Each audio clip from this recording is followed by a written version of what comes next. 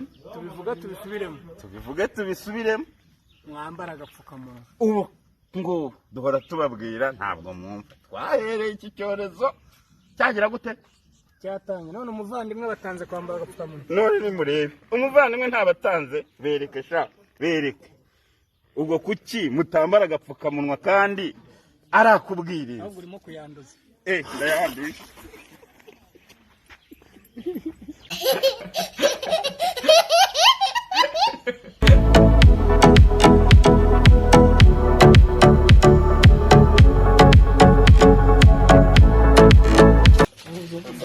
reka nkwereke icyiza nakurure gutya zamura abona kuri kuri umusigati murabuza nguno umusigati Digbo nawe ijamo jo